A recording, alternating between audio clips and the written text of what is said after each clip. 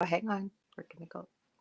Good evening. And if you're just tuning in, you are listening live to the Angel Rock on 105.3 out of New Orleans, Louisiana. I'm your host, Lorilei Potvin. If you want to watch the show and you want to participate in the show, we'd love to have you be part of the conversation.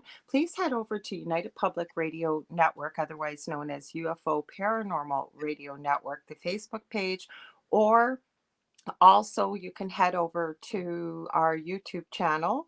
I don't think you can see the comments on my YouTube channel though. So those two places will be able to see. Now, if you've never been to the show, welcome.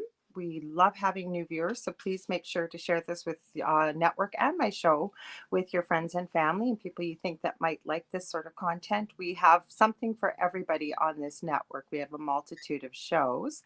A little bit about myself. Again, I'm Lorilei Potvin, the host of the show. I'm a Canadian clairvoyant medium, crystal Reiki energy healer, Akashic Records practitioner, a spiritual teacher and mentor, and I'm also a registered nurse.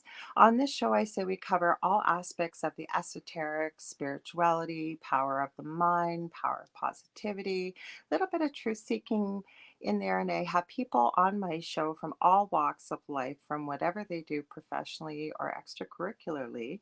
They're making a positive change for humanity. Now, before I introduce our wonderful guest who is returning to the show, I want to tell you guys about something very exciting. It's the first time I am announcing it on the air. I did a pre-recorded show, but I don't know if we're going to be able to air it on here. We'll see. It's got some interesting topics, so I'm seeing what I can bleep out. It's with Frank Jacob, for those of you that know who he is.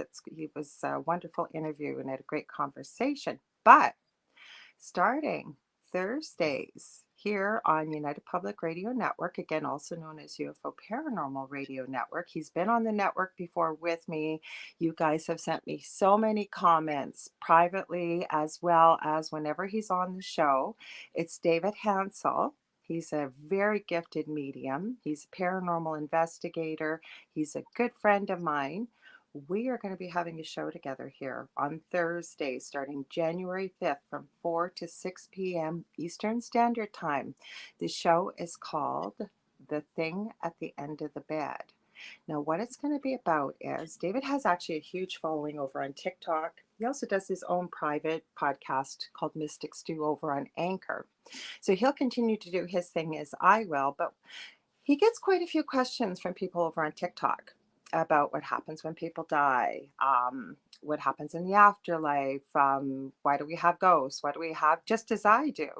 So we were talking about it, and that's what we're going to do. We're going to pick a topic every week, and we're going to just share from our own personal experiences and what we feel we've received from spirit. We will be very, very clear with you guys that we don't know all the answers. We're just going to share what we know, but we're going to try and answer some of those questions and share some of our knowledge with you. Now, every show, and we're not going to have this planned, it's going to be whenever spirit, it just sort of gives us a nudge. We will pick one reader from the audience to receive a quick message from spirit too. So mark that on your calendars, please. Anyways, let's get to our wonderful guest who's been more than patient here. She was on this show a few months back. We had a great show together. She was well received. I shared her with one of my dear friends over on Blog Talk Radio. She's been on the show too, Lois T. Martin with I've Got Your Number, and I've been on her show many times. So I know this guest was also over there, and they just loved her. They can't wait to have her back. So, Carmen Turner-Shott, who is a master's in social work and LISW, is a practicing licensed clinical social worker, astrologer, writer, and teacher with a national and international clientele. She has been working as an astrological counselor with victims of trauma for over 25 years. And I will tell you, and you will meet light workers like myself who either understand astrology and are really into it or have no idea about it. After having Carmen on the show last time, I actually understood some of what astrology was about. I've had many conversations with people about it since. Not that I'm an expert by any means, but I direct them towards Carmen. And other people I know too, depending on what you're looking for. But I love her her thoughts and what she shares. We're going to get into that. She completed her Master of Social Work degree at Washington University in St. Louis, Missouri. In 1999, Carmen has been researching the 8th and 12th astrological houses for the past 25 years. Now, I'm not going to get too deep into that because we talked about that book last time. But what we're going to be talking about, she's written many books. There's the sun signs and the moon signs, both of them and what they have to do with healing. Then there's some books about the planet and many others. So we're going to talk about that. I'm hoping we can get into a little bit of science and symbology, maybe that we see around that actually will relate to astrology and so on. So welcome. Thank you for being so patient, Hi. Carmen. Thanks for having me. Did I miss anything? No, happy holidays.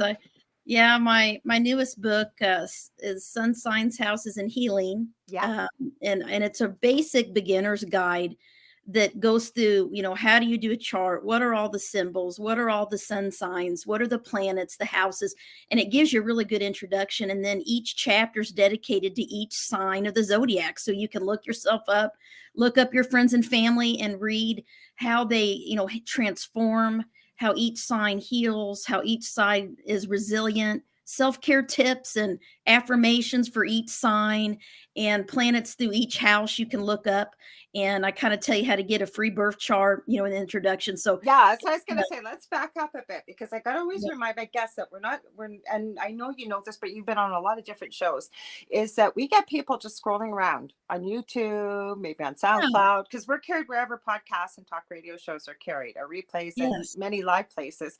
So we may get people that have no idea. What is astrology? What are some of these terms you're talking about? We're going to break it really down closely. Now, Dave's here, Dave Petrella. He's an astrologist as well, a good friend. He was just on, I believe it was last week, Dave?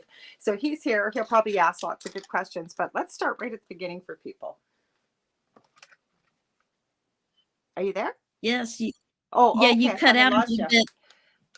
You You cut know what? out. I know you asked me something, but it was. I Okay, think let me move. You know what's happening your is sound went out. Yeah. we're going to be getting we're going to be getting snow. I'm right Oh, above the router, believe it or not, and this happens.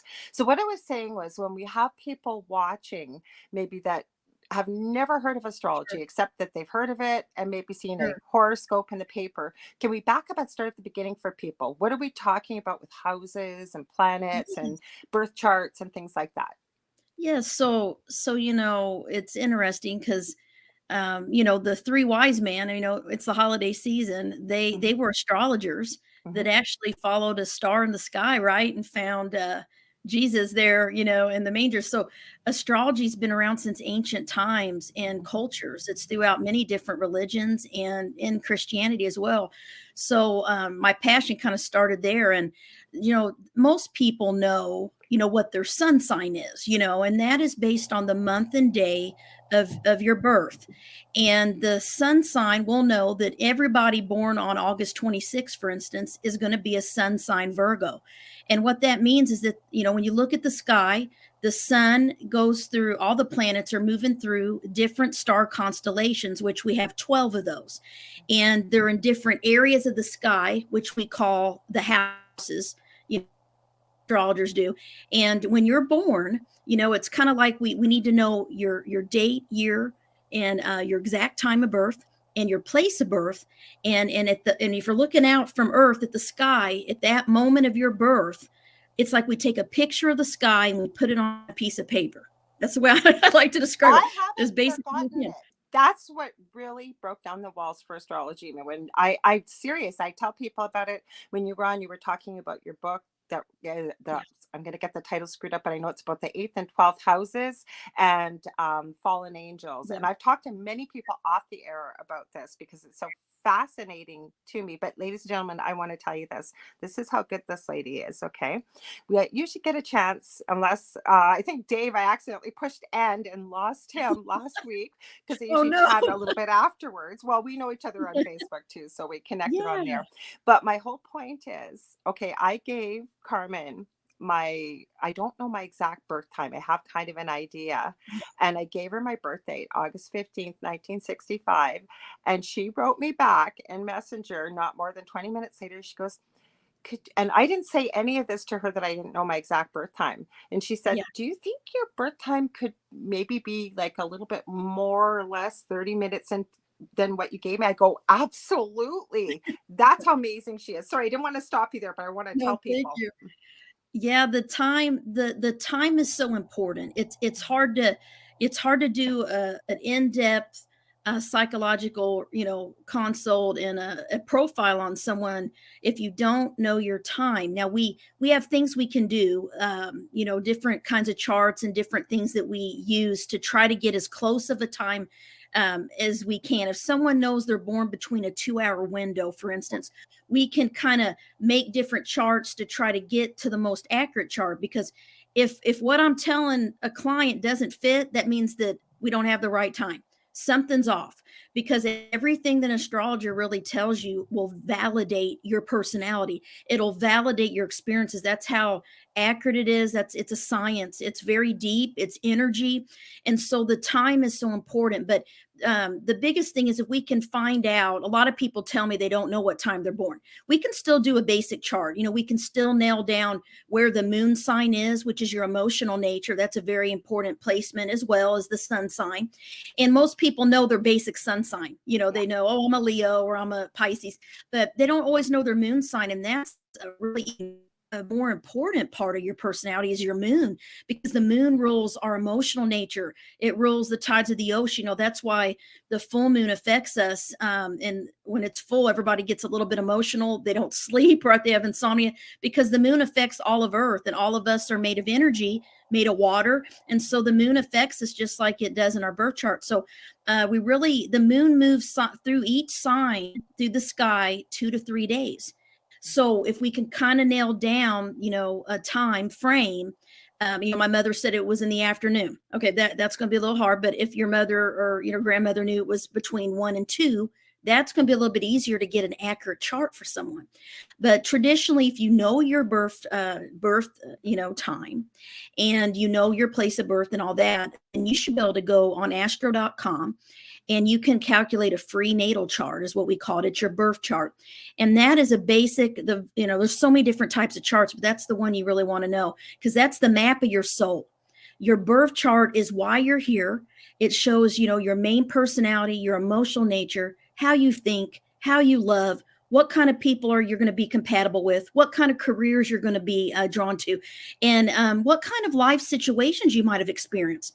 Trauma, loss, all kinds of different things can be seen in the chart. Our health, friendships, siblings, home and family, all kinds of things. So when we look at the sky, when you're born, we kind of cut it into 12 sections. That's the way I describe it. And those are what we call the houses. Once we put it on a piece of paper, there'll be the wheel. It's a wheel, and we number it 1 through 12. And then there'll be little symbols everywhere. And those symbols are the planets. And those planets are in the sky in a certain section, which are the houses, and a certain star constellation, which are the signs. And that's how we get your chart. So, for instance, if you're a sun, born August 25th, the sun is in Virgo. But depending on your time, and if you're born in the United States, the moon might be in Capricorn. And it may be in the 9th house. Your sun may be in the 12th house if you're born early in the morning. And so we get all of that and we analyze it. So even twins, if they're born, 2 to 4 hours apart, can have a different emotional nature. The moon sign can change. And it's so important to know your basic chart. And I always tell parents it's really good to have a chart done for your children, when they're younger, so you can really kind of, have tips to guide them and encourage their strengths. If they have intuitive abilities or their psychic abilities, where they know it's, don't tell them it's just your imagination. They may be born with special intuition and empathy and things like that can be encouraged if you know your child's chart, from a young age, because it can help parents, and then you can help them, tap into their creative side and things like that. If someone has a lot of 5th house planets, for instance, or a lot of Leo, Pisces, even, they're very usually artistic, creative, self-expression's Have big, you music. noticed? I got 2 questions. I don't mean to cut you off, Yeah, but there's one. no, Does no. gender matter? And the other thing I have noticed, I am extremely creative. If I am not doing stuff like this, I am Yes. creating. But I Yes. have been noticing, and you can use my birth time and birth, whatever you want as examples. I don't have a problem with it. But the thing is, I've been noticing, and I wonder if you see this or if there's some kind of indication in astrology. And I know it has to do with what side of the brain you use, but I am noticing a lot of people that are very creative, like I am, are left handed. I don't know why, but I am too. But mhm, That's interesting. mhm. Now, with I don't know how to say this. I believe our souls are not really There's no male. gender. There's no Yeah, yeah. gender. Mhm. So I think, when some people are born, this is just one of my theories. I mean, I could be totally wrong, but like when someone's born a male's born very feminine, um, you My know, first son. oftentimes, you can look at the chart and you can see that maybe many lifetimes they've been in female form. Okay. Gotcha.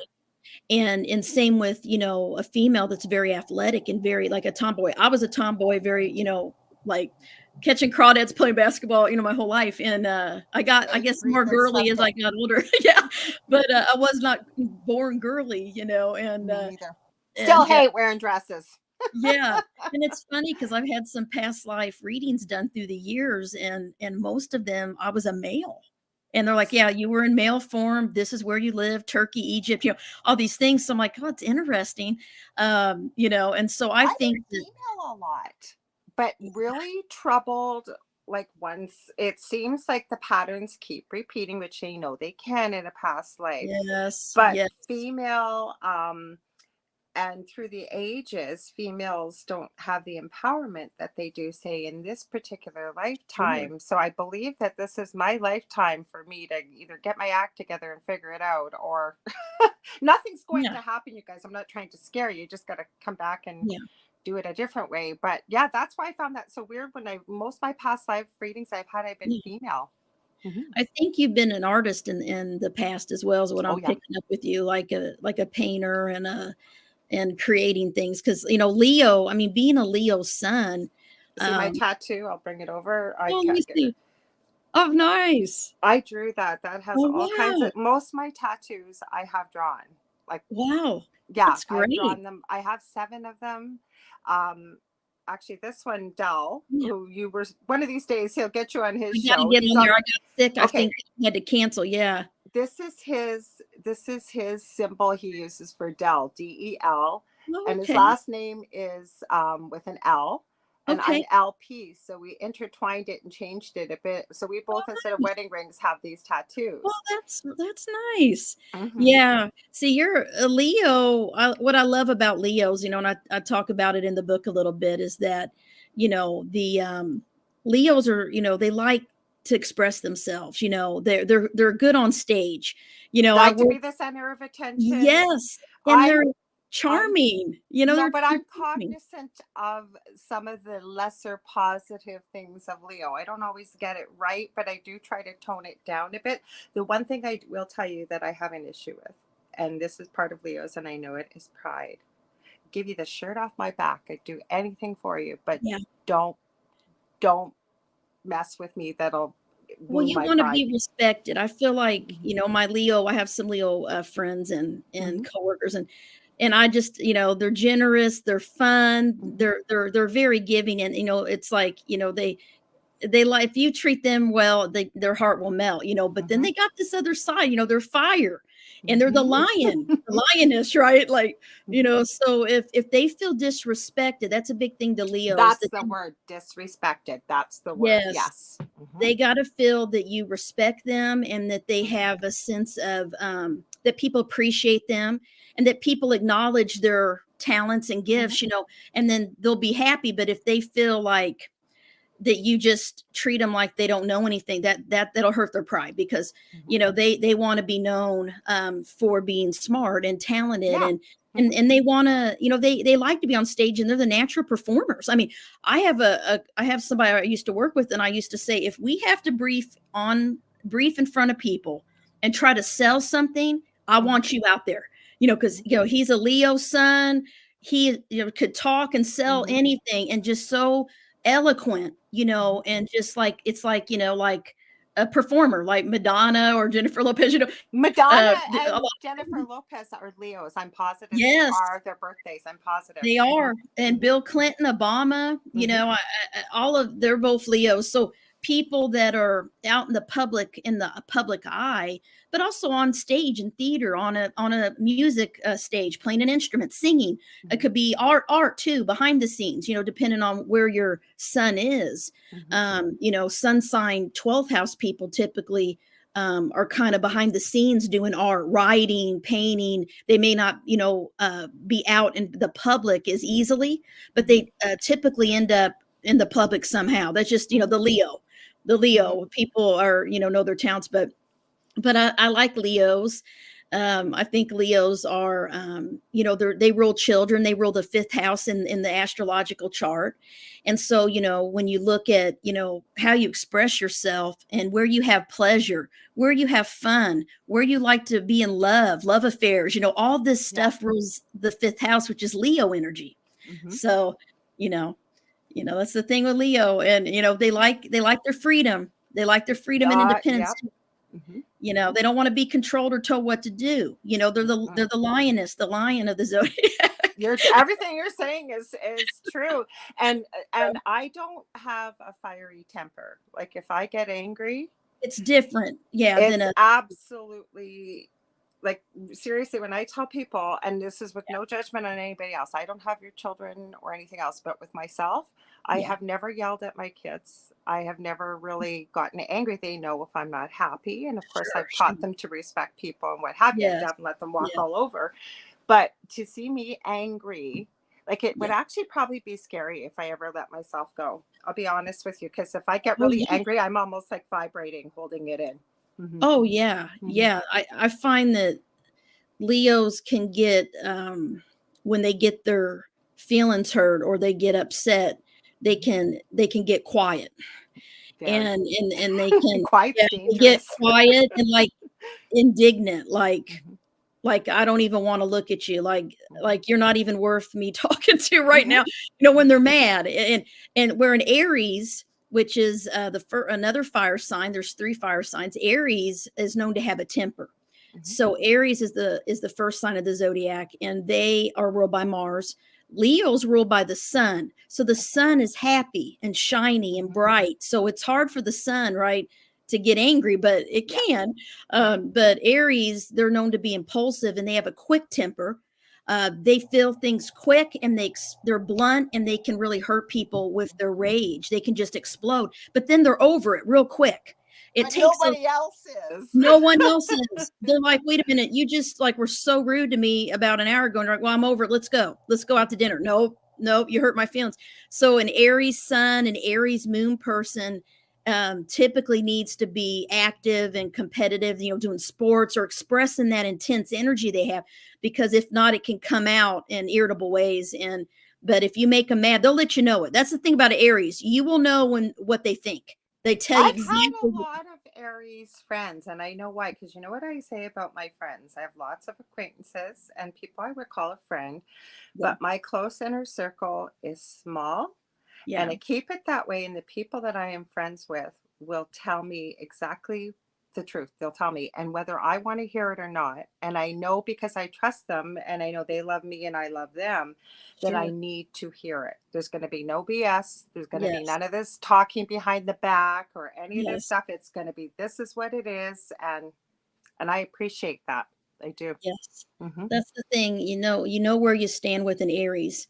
Mhm. They're known to they like excitement, they like the chase, they're motivators, they're positive. They like to, they're kind of the leader, get people motivated and excited about a project, but they're not real good at, doing the little detail stuff. They leave that to the earth signs, Virgo, Capricorn, I've and had Taurus. lots of people say to me though, because a lot of people tend to, well, these have been females that don't really care for Aries Yeah, signs, the ones I've known. And they'll say, I don't understand how the two of you could be friends. And I've seen other people, maybe not, I don't even know their signs, but you'll see them and they're friends with somebody that really isn't quite maybe such a pleasant person, but it works for them. sure. And that's kind of like how I can see why now, just having this quick Yeah. conversation about Aries, Yeah, why it works for me. Maybe it doesn't work for other people, but it that's worked for right. me. Hmm. It works for you because you know the fire signs Hmm. are very compatible together, and that's I did not know that. Sagittarius. Yeah, Hmm. Sagittarius, Leo, and Aries are the three fire signs, so they're very compatible. They, you know, fire and fire, right? It helps each other burn, and then air. The air signs are actually compatible with the fire. So fire and air go together, and then earth and water signs typically click. And so it doesn't surprise me you've got a lot of Aries friends. And you know, most Leos marry Aries or have a lot of friends that are Aries or Sagittarius even I because had a it's Scorpio and now I got a Gemini. well the air works and but I think you got some eighth house or you got something in your chart where I think I told you is why you attract Scorpios because you got a little Scorpio energy Pluto, you know, you got a little bit of that intensity in your chart. But yeah, you got to kind of look at the whole thing. But traditionally, compatibility wise, you want to look at, you know, fire and fire are compatible, friendship, you know, coworkers, relationships, and air and fire, and then earth and earth, you know, water and water, and then earth and water, etc. So those signs typically you kind of feel comfortable with them. Like I feel comfortable with other earth signs, you know, because I'm a Virgo, Mhm.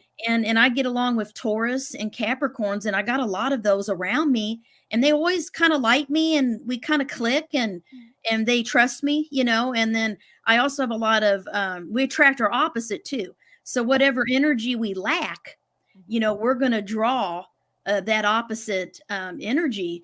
And so I have a lot of Leo and Aries friends, Mhm. and the thing I I love, like you. We get along well. Right yeah, from the I first time love we talked. Leo. I love Leo. I mean, I Mhm. have a lot of Leo friends, and they're happy and they're easygoing. I love how easygoing they are. They're like, Mhm. you know, even if inside they may be stressed, they don't always show it. And you think, man, how can you be so laid When I back? worked in the Yeah. NICU and all hell would be breaking loose, like just crazy. And Wow. people would say to me, how are you so calm? And it would be Yes. the more crazy things get, the Yes. more calm. I have no idea why. And I want to mention Michelle. Michelle is over in Australia. Oh, I think nice. she Hi. found, yeah, she says, G'day. She goes, I'm a Leo with an Aquarius. But I want to share a story about Michelle. Oh, I nice. think she was just scrolling through YouTube one night, found my show, and we kind of got to know each other. Okay. So we found out, I remember now, her birthday is the day before mine over Oh, in nice. Australia. We found out we both do resin and organite and things like this. It's been Okay. more and more things in common. Oh, It's just, nice. yeah, weird. You know, somebody halfway across the Yeah. world and you have that much Yeah. in common. Hmm. That's great. Yeah, Leo and Aquarius, yeah, you see you'll have those are polar opposites. Hmm. You know, our polar opposite sign, we have a lot of similarities with. You know, when Hmm. you think of a polar opposite, you think, "Ooh, that means we're totally different." You are different, but you are very much alike because you share the same health issues, same you know, the same modality, and yeah, you're both cool. Yeah, That's what she said. Yeah. and I saw she had a Gemini, has a Gemini child yet. So, but that's a good match. You know, Leo and Aquarius are always, when we say a sign as a polar opposite, that means they're always, when you look at the sky in astronomy, they're always opposing each other, those constellations, and it never changes. So, Leo and Aquarius be opposite in the sky, Virgo and Pisces, Taurus and Scorpio, Cancer and Capricorn, you know, Aries and Libra. And, you know, all of each sign has a polar opposite that is really, really a compatible person for them in Hmm. relationships.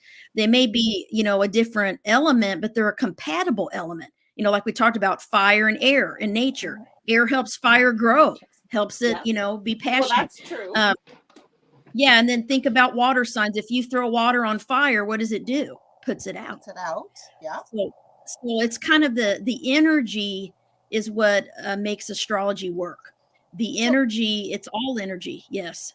I was going to say, let's, I'm really curious about this because I didn't talk to you about this before, but okay, so with your newest book, Sun Signs, and you Yes. talked about all of the amazing things that are going to be in this book. So I don't think Yeah. I've ever really talked about what kind of healing things are you talking about when we're talking about, like, basically somebody that's like me, like a novice, doesn't know really much about Sure. astrology. You call it maybe your birth sign. Some people would call it that, right? Or the day you were Yeah. born. Hmm. Yeah. So how So does that you're work? So each sign, it's really interesting. Each sign has an element, earth, fire, air, water, Right. and each sign is ruled by a planet, okay, Okay. one of the planets. And so each sign gets its personality traits from that planet that rules it. Okay. Okay. So that's kind of how we get the personality profiles. And then each house is ruled by a sign. Okay. So that's how we get when we say, oh, the fourth house is home and family. Yes. Yes. That's because Cancer, the sign of home and family, mother, the father, your childhood, that sign rules the fourth house in astrology. Fifth house is ruled by Leo. That's why Leo rules, the fifth house rules creativity, artistic abilities, children, self-expression, pleasure, gambling, love affairs. All of that energy is Leo energy. Okay, so Okay. that's how each house gets its associations. When you're looking up, like second house is money and finance. It's by Taurus. So each sign this is what's interesting. Each sign rules a part of the body. Okay. Okay. So in ancient times, Hippocrates, he was an astrologer. He's, if you look at old medical books, they'll have like a body and they'll have the symbols of the signs on the different body parts. And because Okay. each sign has a symbol that rules it. So Okay. I'll go through and tell you. Aries is the ram. Yeah. And the reason they get their meaning is because of the way it looks, the star constellation looks in the sky. It's kind of how they got their symbol, if that makes sense. Okay. So Aries is the ram, with the Mm-hmm. horn, Yeah. and Taurus is the bull. Gemini is the twins. Mm-hmm. She was saying that they're the twins. They got two different sides of their personality, two Tell different. me about it. Dell, I live with. And I was warned in the beginning, and I thought it was BS by somebody that knew astrology and practice. She was a witch. And I thought she was just being facetious. And then now I know she was speaking truth. Yeah, they're the twin, and they got two different sides. They can, and always say, "Oh, the other twin came out. I didn't know they were there." Right? When you have Or a dual Dell will say twin. you don't know what Dell you're going to get. Yeah, Mm-hmm. yeah, and they're changeable. They're Mm-hmm. air, Mm-hmm. and but they're the twin. And then Cancer's the crab, so they have that shell that they can protect themselves and go in, right, like the crab.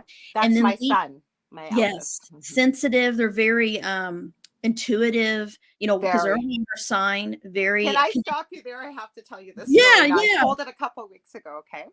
So, Christmas is coming. My youngest, who's a Pisces, has severe autism, but he still Okay, believes in Santa. He'll be 25 in March.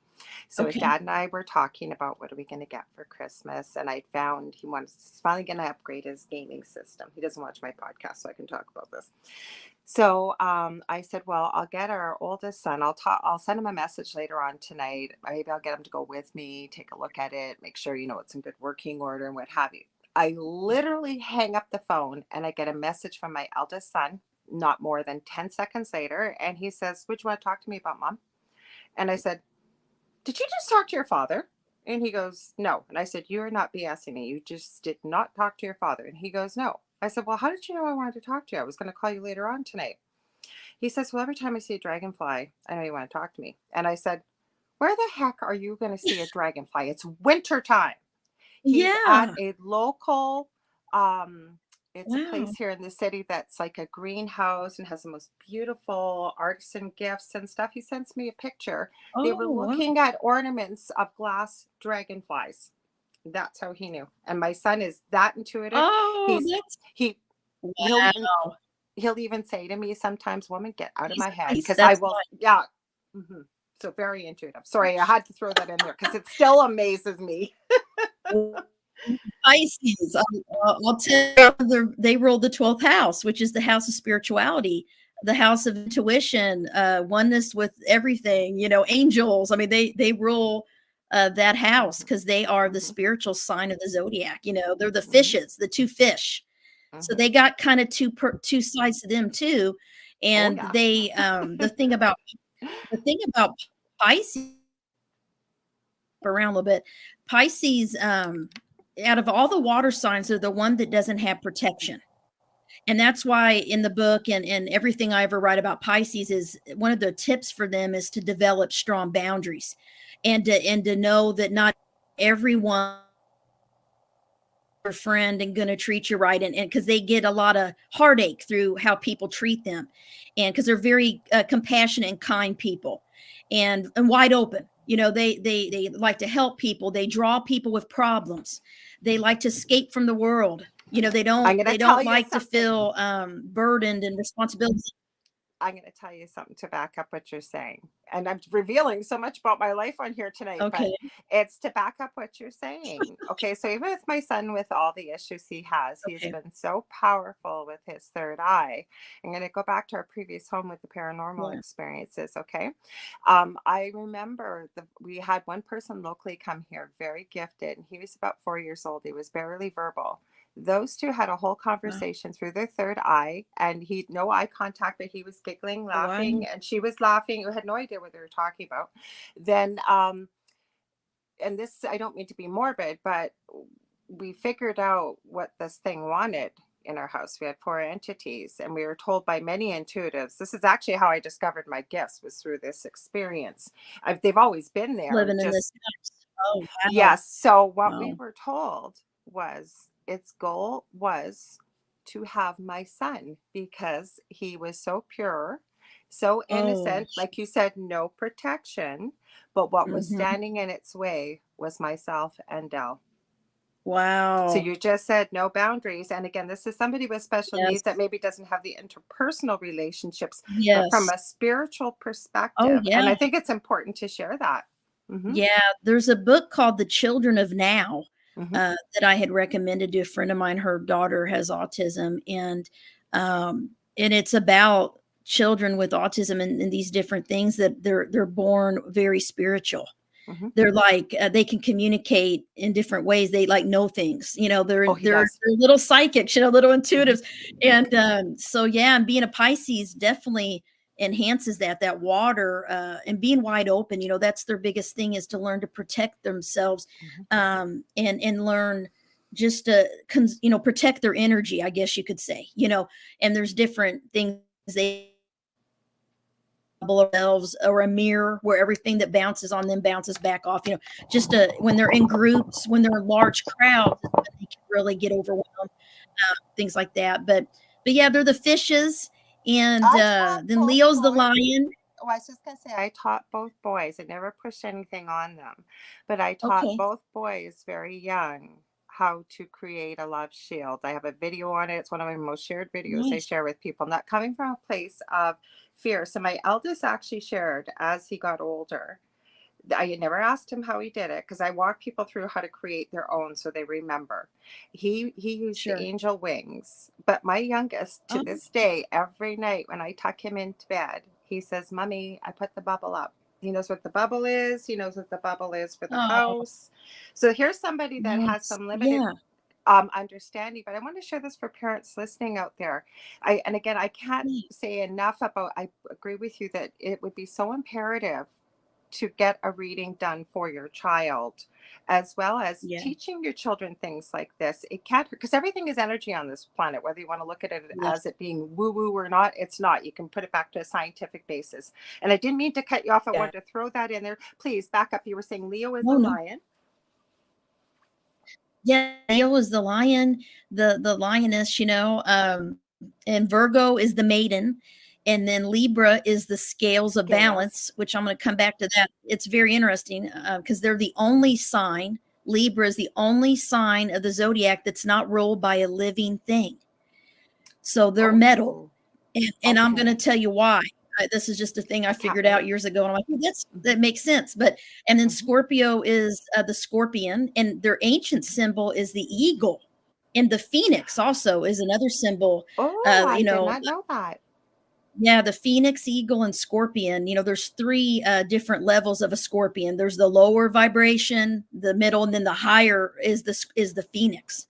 That rises from the ashes. So Scorpios can be very, very intuitive, very, gifted, very perceptive, but they also can have some No trouble gray. expressing. Yeah, no Yeah, gray area. yeah, No gray all or area. Black or white. nothing, Yep. very obsessive, possessive, jealous, all those things rule them because they're ruled by Pluto. And Pluto is the planet of nuclear power, right? The nuclear bomb and death, rebirth, change. So they feel things so deeply, and they're a water sign. That's also why. But out of all the water signs, they have that sting that can protect itself, where a Pisces doesn't. They're just a fish flapping out in that water, right? Different directions. And then the Cancer has the shell. So they can protect themselves. As a water sign, water signs are wide open and very intuitive other people's energy and what's going on in their environment. So they really need to learn different tips to protect energy, protect their emotions, right? And because they take things personal, they get their feelings hurt very easily because they're wide open and sensitive and emotional types of people. And then you have Sagittarius, which is the archer, half man, half human, with the bow and arrow. And then you got Capricorn, which is the goat, and the goat that goes up that mountain. And then Aquarius is the water bearing man. It's a man holding an alabaster jar pouring water, right? And then Pisces is the fishes. So every one of those signs, all 12, or 11 of those 12, are ruled by their symbols, a living thing, except Libra. And Libra is metal, the scales of balance, the scales of justice. And Libra rules the 7th house in astrology in the wheel, and that's the house of partnership and marriage. And so Libra is the one sign that's known to find their main identity through other people. They need people. That's why they're the relationship sign. They're the peacemaker. They like to compromise. They like to, what does my partner want me to do? What does my partner feel and think? They're very about, everything's always about the partner. Okay. And that's because they rule the 7th house of marriage. Kind of hard to get to know people like that too, because I've met people that are under that sign where it doesn't matter whom they're with, but they tend to take on their personality and characteristics and likes and what have you. Yes. And that's because, they're not ruled by living thing. They need other people. They need a relationship partner. So a lot of Libras, like they want to be married. They want to have a partner. They want to have, they want to find someone they can rely on and depend on. And they can sometimes, be codependent or dependent on other people, but that's kind of what they're meant to do, unless, depend on what house it's in and the moon, we have to look at the whole chart. But I think it's interesting. Libra's metal, the one sign. Never thought of that. And you're right. Yeah, it's really interesting. You're really helping me with a lot of this, because I find that I get a lot of people that I don't always ask their birthday, but I will bet you money that they are Libras, because they are totally lost and almost to a point of depression when they haven't found that significant person. It's like it's crippling to them. And I can see why now. Not that there was any judgment ever on my part, because there isn't. It's not my job to judge, but it helps me have a lot more empathy. Not that I wasn't empathetic, but understanding is what I'll say. Yeah, Libras are very, they have a calm and peaceful nature. Yeah, he said we're by Venus. Yeah, they want that peace and harmony, and it's interesting when I'm around Libras. It's hard for me to figure them out sometimes, because they can be really quiet and they're peaceful. They don't like conflict. I have I have a lot of Libra friends, and it's so funny, like, and they just always kind of click with me, especially Libra women. For some reason, they want to befriend me, and it's like at work and different bosses I've had, we just, and they were Libra, and they definitely though don't want to have to be made to be the bad guy, to have to make a hard decision, or if it, because they always want to please everybody. They want everybody to be happy. They don't want anyone to be upset with them, and they can seem very laid back and calm and peaceful people. But their polar opposite is Aries. So Aries is blunt and they like conflict, right? So that's their polar opposite. So I find that some Libra females, or just two I've known, the ones I've met, have a little bit of that Aries energy. The one I know has a lot of that Aries energy. Yeah. They're not like a typical Libra textbook, like when you read. And then I've had a lot of Libra friends that were very much exactly the traits. That was them. And I would say, well, you need to speak up. You need to say something. No, I don't want to Yes. upset anyone. Right. Yes. I don't want, no. And they'll just kind of sacrifice themselves in a way for their friends or partner or other people. Right. Just to keep the Um, peace. yeah, and they're, like he said, they're ruled by Venus. So a lot of Libras, there's two different things about Libra that I think is interesting. They're an air sign, but they're ruled by Venus. So they like to be in love, they like relationships, but they're artistic and creative. Mm-hmm. And they also are really smart. A lot of them like to learn, Very. like to study, and they like to read, and they want to. They're kind of known for the ones I've known like to be right. Let me just say that. Like they Yep. believe they're right. It's hard to change their mind sometimes if they have studied something and learned something, because they are air and they like to, they're associated with law, justice, fighting for the underdog, things like that. And so, some Libras go into, becoming a lawyer or, a professor, a teacher, things like that. But some of them are artists too, musicians. You can look at different famous people and see that Libra sun energy, but it's interesting. Yeah. I was just thinking while you were talking, and the last time you were on, and Dave does astrology, like I'd Oh, mentioned good, before, good. so he knows it Yeah. quite well. Um, What's is Dave's sign? I want to know Dave's sign. Go ahead, Dave. You can share it, right, Dave? The thing is that if people understood astrology, and after you were on, I had quite a few revelations afterwards from spirit, but one of them was, especially when you meet people that think that they come here and they're all alone, or Yeah. wish I would have read the fine print or had the instruction book. We actually do have the instruction book, and had people Yeah. really been taught astrology as young children in school, I think we'd have a lot more understanding of who people are and why they are the Yeah. way they are if we had that Yeah. information. Hmm. It kind of reminds me, when I try to talk to people at my normal job, in my normal world about Your muggle astrology. job. Yeah, yeah, yeah, my muggle. Yeah, exactly. Yeah. It's interesting because, my whole, as a social worker, I've done Myers-Briggs, I did all these different personality assessments. And I know I started studying astrology when I was 16, but then when I got out in the workforce, it's like, they do team building exercises. They use the 4 lenses, true colors, which are based on 4 different colors, which are the elements. It's the same as the earth, fire, air, and water. And it's the traits of those colors is how they, tell you what your personality is at work, right? How you are, you're either a blue, you're very much Pisces, Aquarius cusp. Oh I no. know Dave's birthday. Why I didn't remember. As soon as I seen, I know exactly when his birthday is. I know Well, we exactly. we would get along, Dave, because I'm a Virgo and I got a Virgo rising. I got Pisces on my 7th house cusp. So I won't yeah. say what the day is unless you type it in there, Dave. But the reason why I know the date of Dave's birthday, and everybody's told me, is because he has the same date as what Dell does, and why Oh, those two get along. Not same month, but same date. Hmm. nice. Hmm. Yeah, I always like Pisces. I got a 12th house sun and Venus, so I got that Pisces energy. Even though I got a lot of Virgo, I feel like I do have my polar opposite Pisces. I think when I was younger, I was definitely more Pisces than I was Virgo. I kind of got a thicker skin now, let me say, but I don't even know what I was saying now before that. He said he'll send Oh, you a good. message later, Yes, so he will. yes, He will nice. for sure. So Uh, Dave, like I said, Dave was just on last week. We were trying to get into talking about cryptids and all kinds of stuff because people were asking tons of questions, but we kept sort of navigating more the way the conversation was going to more sort of spiritual type, energetic type sure. kind of conversation, and it must have meant to have happened. Yeah, But back to your book. Okay, so yeah, I'm really interested in the healing. So when we go by the sun yeah, sign, so our yeah. birth date. I was gonna say I was starting to talk and I got sidetracked. That's my Mars and Gemini. Sorry. Me too. I'm like, it's, I'll go from here to there. I'll just change the subject.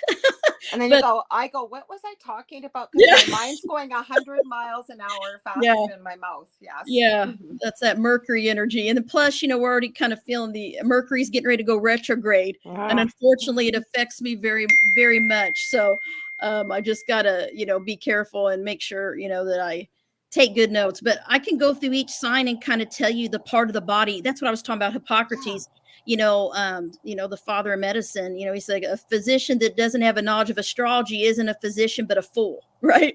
Oh, I've Because never heard that. yeah, because Mhm. medicine, a lot of medicine was associated. How they figured things out was about astrology was used. So Aries, if you look at ancient pictures in medical books, it's you can Google them online as well and see it. But Aries rules the head, and so Aries are known to get headaches and migraines and even teeth, maybe, jaw, all of that, ears, all of that up there. And Taurus is the neck, the throat, the thyroid, even the jaw as well, some parts of the jaw and the ears as well. So Taurus rules that part of the body. And then I'm gonna there's more to it than the basic. There's a lot more to it. You could spend a whole lifetime learning medical astrology, but I'm gonna just tell you the basics. Yeah, we need to exactly. Yes, it's like we know I'll tell my doctor this is what's going on, and sometimes we know our body better than other people, Right. especially when we know astrology. I really wish that all doctors had to take a class in it, honestly, but they used to in the olden days, right? But Gemini is, they rule the lungs and the respiratory system. So a lot of Geminis I know, they get bronchitis easily. If they get sick, it can go to their lungs. Also, their hands. Sometimes I always think Gemini is associated with the hands and the reflexes. But Cancer rules the breasts and also some parts of the stomach. So I they're knew you were going to say it. I knew you were going to say stomach. I knew it. yeah. My kid has had stomach problems since the day he's been born. And that's because see, Cancer and Virgo both, Cancers definitely do rule the breast, especially too, but Cancer and Virgos are the worriers of the zodiac. So they both, when they worry, it tends to go to their stomach. Yeah. So they can get acid reflux, nauseous stomach, cramping, their stomach. And Irritable I get upset. bowel. Yeah, irritable bowel. It goes straight to my stomach because I got so much Virgo, Mhm. and I've seen it a lot, with other people that I know. But Cancers, I've known a lot of them, and they have that stomach thing too. I think because they emotionally worry, where Virgos intellectually analyze everything to death, and that's why they worry. It's like a different kind of worry that a Yeah. Cancer does. It's more emotional, and Virgos are more mental, like analytical worry. They get in their head, and it's hard to shut their thoughts off. Yeah. And it can, and the mind body connection, the brain, what they say, the brain and the gut are connected. I've seen a lot of research on that. Absolutely. And so what we think affects our physical body. What we don't, our emotions that we don't express can manifest in different parts of the body. So these parts of the body traditionally are the vulnerable areas of each sign. So in the book, I talk about that, like what areas of the body rules each sign, what different illnesses they might have, and some tips they can do, to help. So, where was I? Leo rules the heart, and even some of the circulatory system, and Virgo rules the stomach, and Libra can rule the kidneys and some parts of the back. And Leo also rules parts of the back. I knew So you I were know going to say back. I knew a back. lot of Yes. Leo. I have a lot of Leo friends, and they always say their back hurts. They just their back kind of gets them at times. And then Libra's the kidneys and some parts of the back, and then Scorpio's the reproductive system. The sexual organs. So the uterus, the ovaries. They may get endometriosis, they may get cysts, fibroids, things like that, because they rule the sexual organs. And then Sagittarius is the hips and the thighs. And it's interesting, the sciatic nerve. I know so many people that have Sag sun or moon or rising that have sciatic nerve problems. My mother is a Sag. She has had sciatic nerve problems her whole life. My dad is a Sag moon. He has it. My grandfather's Sag rising, Sag moon. He's got the sciatica. And then so I see it. And I've met some people that are Sages. I'm like, they had to quit doing yoga and different things like that because they would get that sciatic nerve would run down their leg, down their hip, down their leg, and it would just very painful.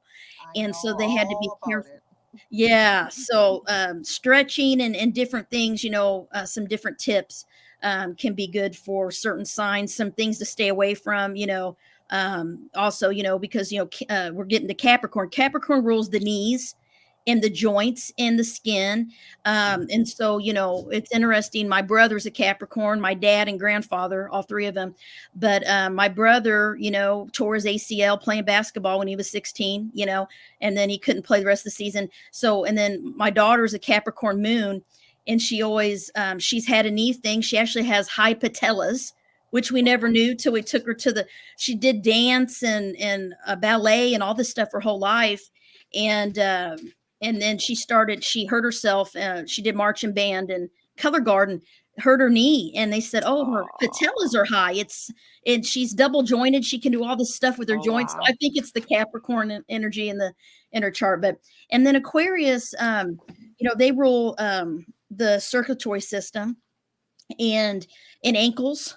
And then Pisces is the feet. And so it's interesting, like the feet and the soles of the feet, different things with the feet.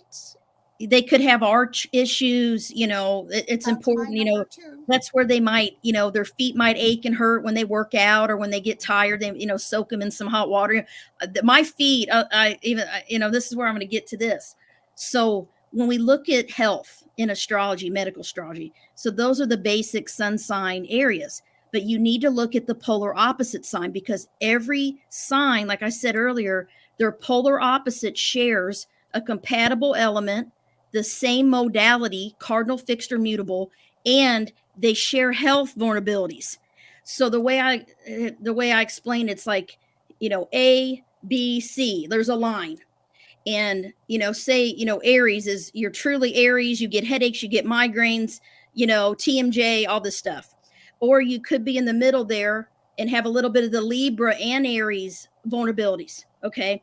Or Virgo and Pisces. You might have the stomach, very much a Virgo, or you might be in the middle and also get some feet issues, some feet vulnerabilities when you're stressed. So when we get stressed, we tend to, our body will manifest different illnesses based on our sign, our sun sign, and the polar opposite. But also we want to look at the sixth house in our astrological chart is the house of health. And so, as astrologer, we want to look at what sign is on the cusp of the health house and what planets are there. Is there any? What are their aspects with other things? So you could spend your whole lifetime learning medical astrology. That's why I love it. I mean, I never get bored with astrology, but just the basics I try to teach people. And they'll say, oh my gosh, like I had a coworker once who had multiple surgeries on her jaw, and I had never seen her chart, and it was just constantly having to go in and have these surgeries and wear these braces and all this stuff at an older age. And I'm like, I'm gonna do your chart, can you send me? I've been interested. I bet you got Taurus. That's what I told her. She had a Taurus moon, she had all of this energy, Capricorn rising. So there were things that I'm like, wow, I knew there was something. And so sometimes when people tell me, I'll just kind of think, I think you got this energy going on. Let me see your chart. And then usually there's something in the chart and it's energy. That's why. And I'll be able to say, yep, you got this going on in your health house, or this is the area, where you're vulnerable. And so, once we kind of know, that's like when I get stressed, I get my stomach, and I also get headaches. I used to get migraines really bad, and I'm an Aries moon.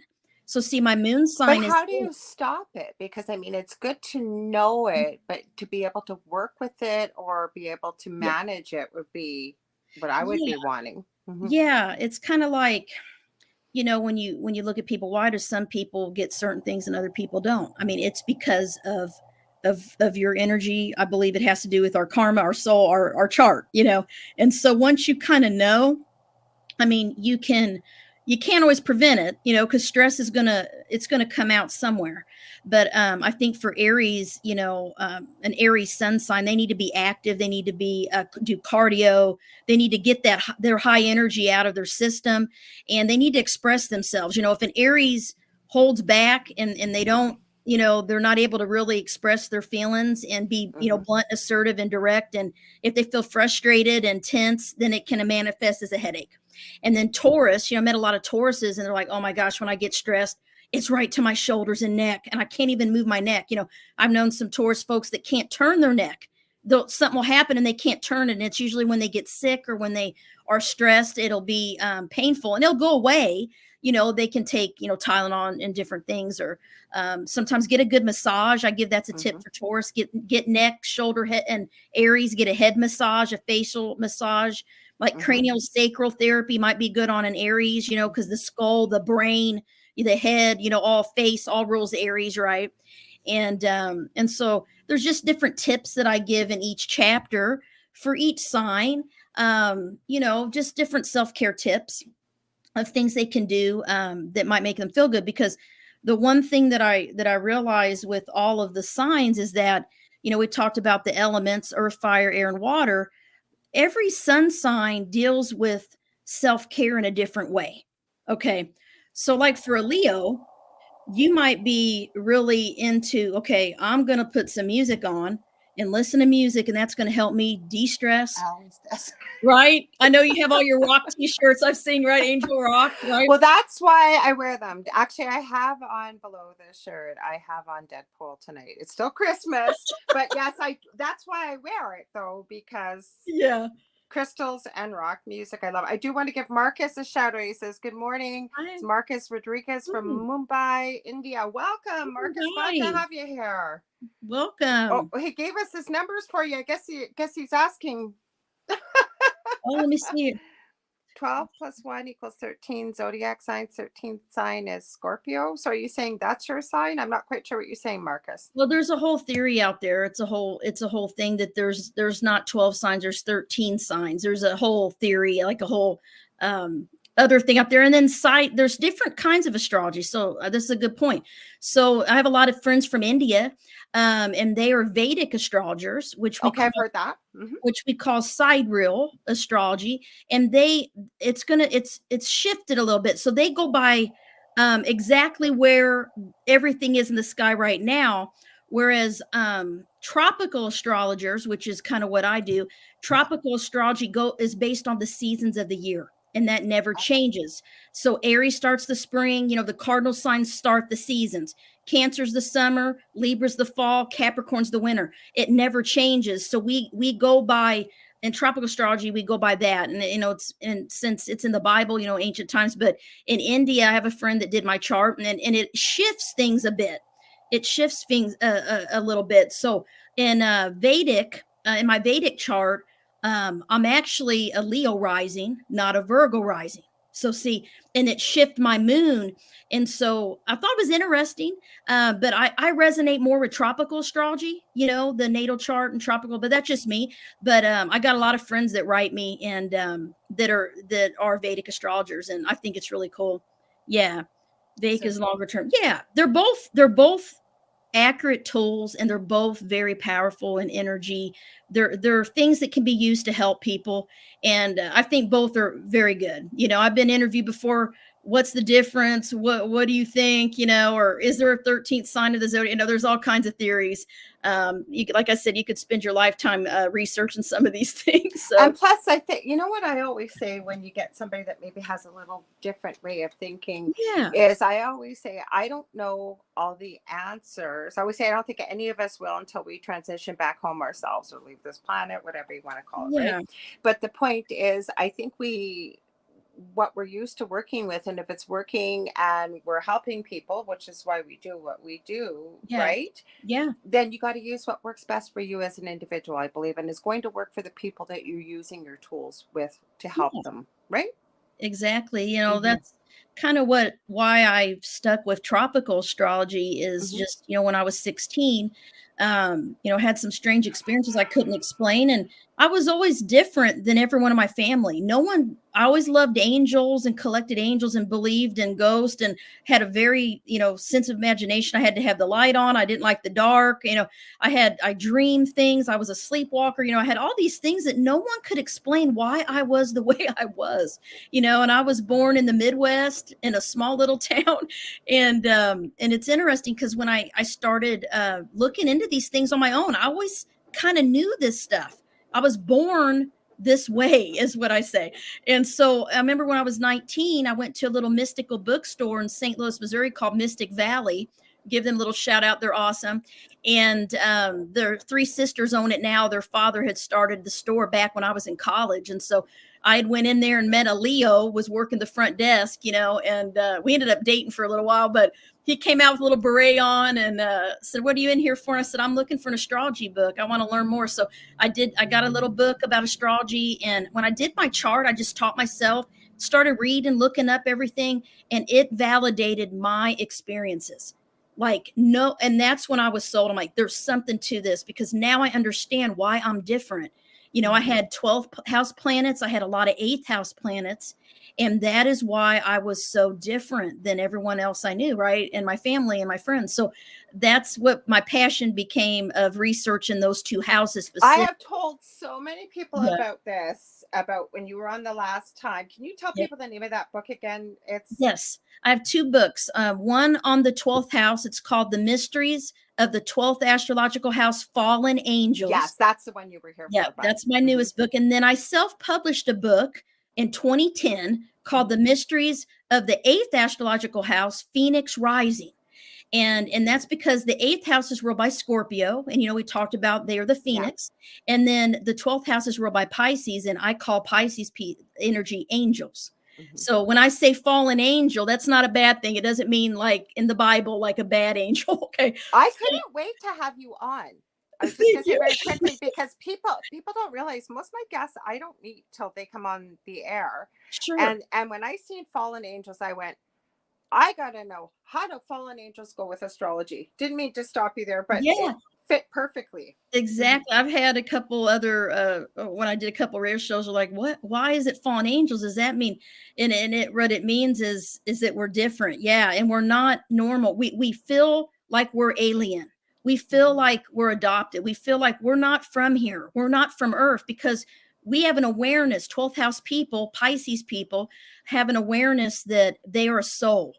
They Mhm. know they're not a physical body, and they have these spiritual experiences that they can't explain. So they feel, they're always feeling a little bit lonely, and like Mhm. they're seeking something, they're searching for something, right? And so I have my son, my main identity in that house, the 12th. And that's when I had my chart done for the first time too, after I got the book, was when I was 19. Mhm. And an astrologer said something to me that changed my life at the time. He said, anything you put before a spiritual path and God will be taken away from you.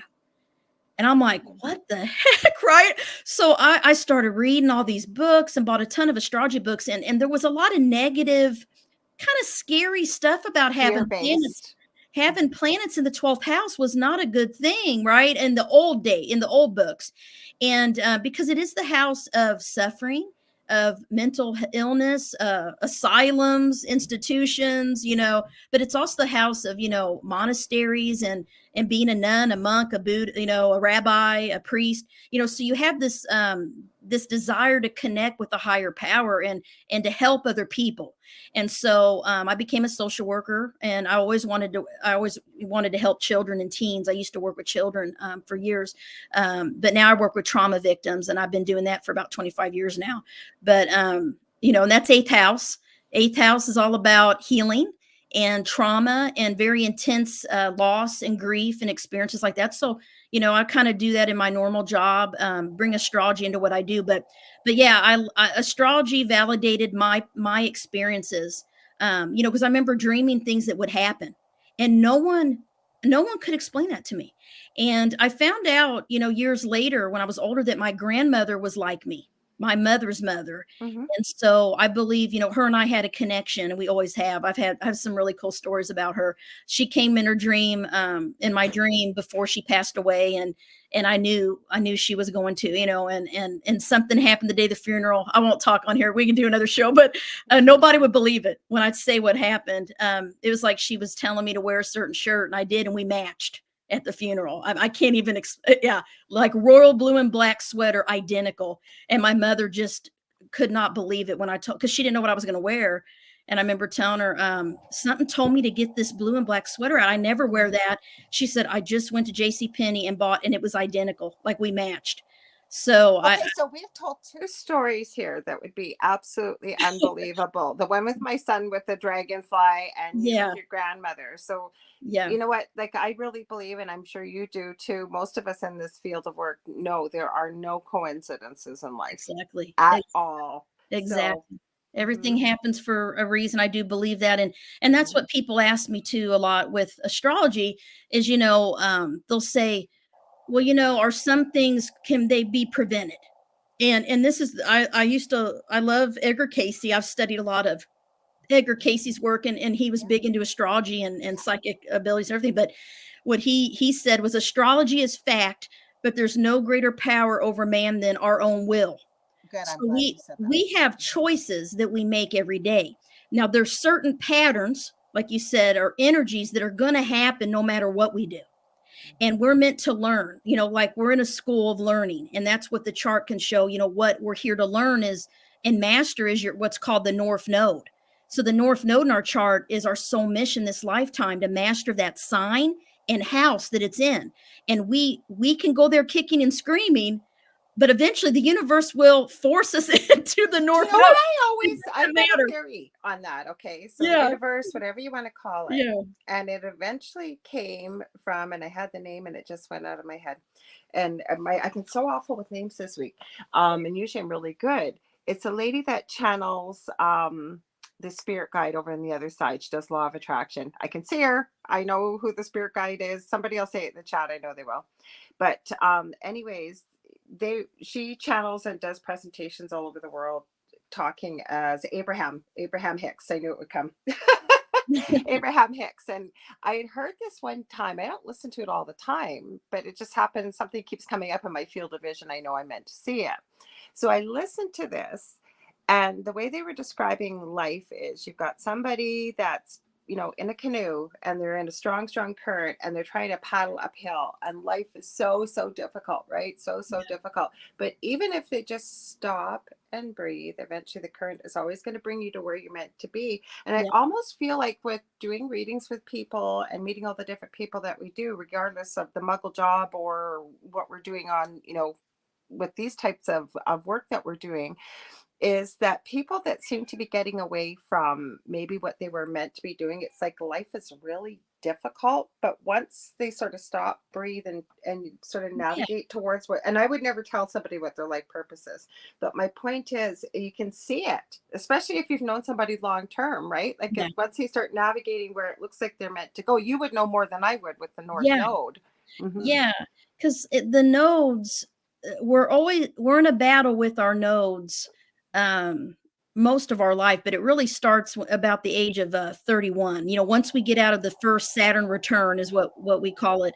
That is what gets us into feeling our North Node, our soul mission pull for the first time. So really, we're kind of living in the past until the about age 27 to 30 when we're tested. And a lot of people go through a lot of change during that age period, because that's what we call the Saturn return. And that means the planet Saturn has made it takes about 30 years to get to back where it was when you were born. And Hmm. it's right there on your birth Saturn again. And people get married, people get divorced, people have children, people change their job, they move, graduate from college. All these major life changes happen during the age of 27 to 30. And then you have it, and by the time you get into your second Saturn return, 57 to 60, almost I'm in everyone that now. everyone I see is in their node. They're doing what their soul mission is. When I look at their chart and I look at where their North Node is, what sign and house, I'm like, this is what you're supposed to be doing. They're like, oh, I'm doing that. Like I'm doing that now. We naturally get there.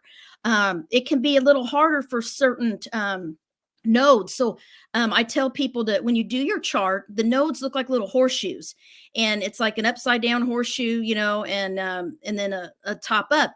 And so you can Google, North Node, South Node, when you look at your chart. And I recommend if you get my book, Sun Signs, Houses, and Healing, if your North Node is Scorpio, read about the Scorpio chapter. Read all about Scorpio sun sign people, because you're meant to be a Scorpio. That's my node. I'm a North Node Scorpio, and it has been hard because my South Node's Taurus, and I don't like change. I'm stubborn. I'm set my ways. I want comfort, stability, cuddle with my puppy and eat some good food, right? And be Yeah. cozy and not have to worry about financial things or paying bills or any of that stuff. I want to just be comfortable. And Scorpio's like, nope, I'm going to just yank things right out from under and force you to face change and healing, and it's not just change, but Scorpio is about rebirth and transformation. So I've had to lose a lot of people close to me, loved ones, which a lot of Scorpios do, lose a loved one or friends and family at a young age, because that's kind of one of their learnings is to go through grief and trauma and how to heal that and how to help other people and be strong. So that's kind of that Scorpio North Node energy that I have. So everyone has a node, and I can see it play out in their lives. It's really cool when I meet people that are older. I did a chart for somebody that was like 80 something, and they were like meant to be an artist and traveling, and they're like, oh yeah, I'm traveling to Europe and I'm doing all these things. So have hope, because even if you feel stuck and you feel like, you're back and forth between your nodes, that's okay. That's what we're meant to do. It's like a seesaw, kind of like a I little, have a question. yeah, So I was balancing thinking, them. Yeah, balancing those nodes. you know what? I've been saying this a lot lately, though. I think that that's what this whole thing is on Earth. Never mind it being as a school, everything else, that we're meant to live in balance on this planet because Yeah. of the 3D existence, right? And we've got the duality.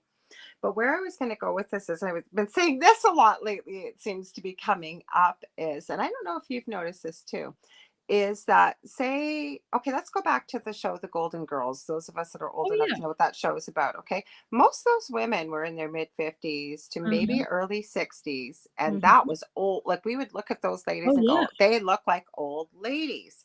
Yeah. Fast forward to today, you look at Jennifer Lopez, you look at Madonna, you look at whomever, right? Yeah. And it's almost like 50 has become the new 30 to 35. Do you know what I mean? Yeah. Like, age is going back. Does Yeah. that affect our astrological chart of, like, and again, maybe I'm thinking being too complex and thinking things into it.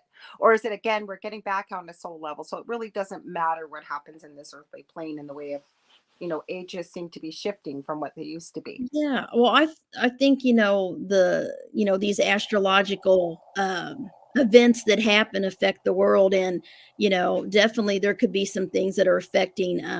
There's my dog. Yay! Bring the baby in. Bring the baby in.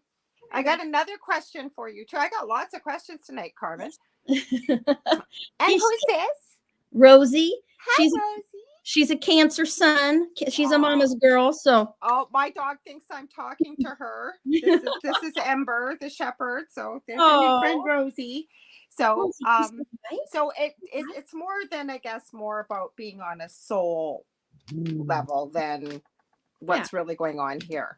yeah, yeah. It is, and I think with technology and all of the I'm sure there's something astrological that has to do with it as well. But with all the technology and everything, people are able to do Botox and all the scientific, Aquarius is all about innovation and futuristic. People are able to do things now, medicine and different things to change how we look, you know. Um, Well, I wanted to ask this yeah, question, so glad you brought it up, Dave. Okay, so for yeah, example, somebody who I interviewed, I didn't know they were Canadian because they actually live over in, what did they say, Bucharest? I always get that mixed up. I think it's Bucharest. Anyways, okay, and I had mentioned that I live in Thunder Bay, which is kind of in the middle of Canada. You got to come through my city. If you're going from one coast to the okay, next, or you want to go to Southern Ontario and you're okay, not going through the States, you got to come through my city. okay, So they mentioned they were a musician and in their younger years, and they traveled through our city. And I had said to them, "Oh, what was the name of your band? I might have seen you." "Oh, I don't think you're old enough." And then I told them how old I was. They went, "Oh, we're about the same age." No, I haven't done what Jennifer Lopez has, and that I'm not saying I look 20 years old. That's not what I'm saying. I've been seeing this sort of as a trend, so that's why yeah, I asked that. But hey, Raymond, welcome. Got Raymond G. Newsom in the house here. He no, said the etheric grid of the earth, Dave yeah, said, has changed a lot. People look different now. I will agree yeah, with that. But my next question, kind of building on that, was, we are in, from what I understand, a very unique astrological planet alignment right now in this time and space.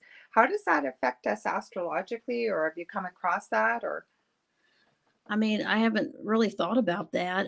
we're in a huge, We've had a lot of retrogrades going on, which have too really many. been affecting Thanks, us. Michelle.